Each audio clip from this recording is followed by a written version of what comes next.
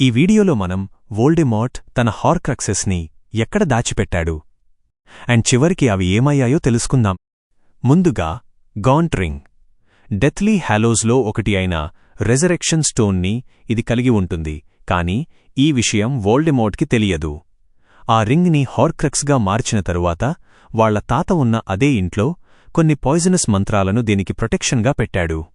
ఫలితంగా ఎవరు అయితే ఆ రింగ్ని పెట్టుకుంటారో వాళ్లపై విషప్రయోగం జరుగుతుంది.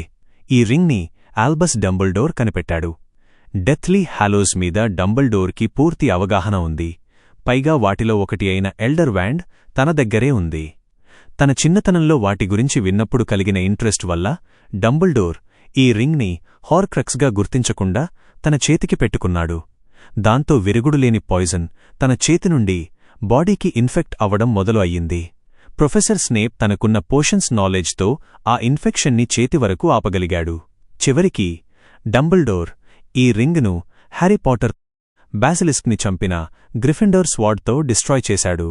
ఇక టామ్ రిడిల్ డైరీ.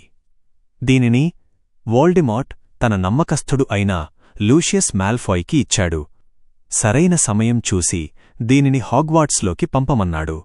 వోల్డెమార్ట్ ఈ డైరీని హార్క్రక్స్ కన్నా ఒక పవర్ఫుల్ వెపన్గానే చూశాడు.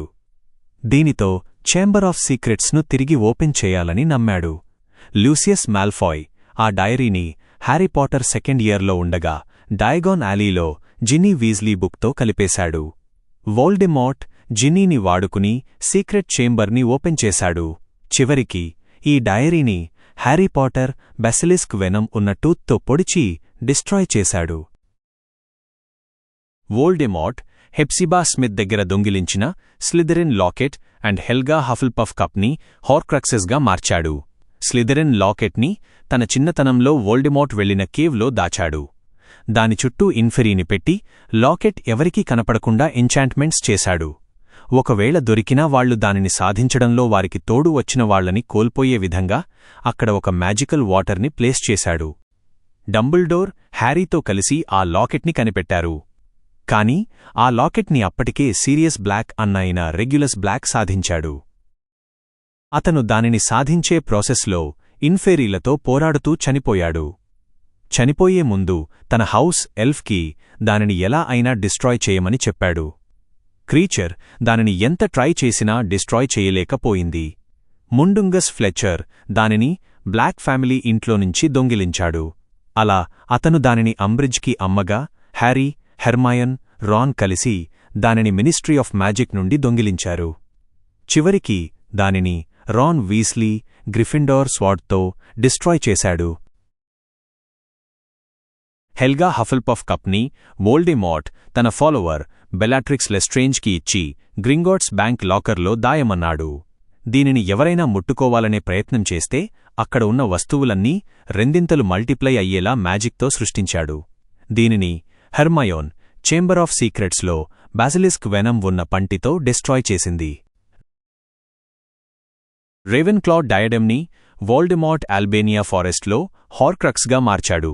ఆ తరువాత వోల్డెమార్ట్ డంబుల్డోర్ని కలిసి defence against the dark arts professor పోస్ట్ని ఇవ్వమని అడిగాడు. డంబుల్డోర్ దానికి ఒప్పుకోలేదు. దాంతో వెనక్కి వెళ్తున్నప్పుడు వోల్డెమార్ట్ ఆ డయడెమ్ని రూమ్ ఆఫ్ రిక్వైర్మెంట్లో దాచిపెట్టాడు. దీనిని బుక్లో ఫీండ్ ఫైర్ వల్ల డిస్ట్రాయ్ అయితే మూవీలో మాత్రం బాసిలిస్క్ టీత్తో డిస్ట్రాయ్ చేశారు. ఇప్పుడు మనం సిక్స్త్ హార్క్రక్స్ అయిన హ్యారీపాటర్ గురించి మాట్లాడుకుందాం. హ్యారీపాటర్ని వోల్డెమార్ట్ తనంతట తానే కిల్లింగ్ కర్స్తో డిస్ట్రాయ్ చేశాడు. కాని ఆ టైంలో హ్యారీ మాస్టర్ ఆఫ్ డెత్ అవడం వల్ల చనిపోలేదు. చివరిగా నాగిని. దీనిని వోల్డెమార్ట్ ఎప్పుడు తన దగ్గర పెట్టుకుని కాపాడేవాడు. బ్యాటిల్ ఆఫ్ హాగ్వార్ట్స్లో దీనిని నెవిల్ లాంగ్ బాటమ్ గ్రిఫిండోర్ స్వార్డ్తో డిస్ట్రాయ్ చేశాడు.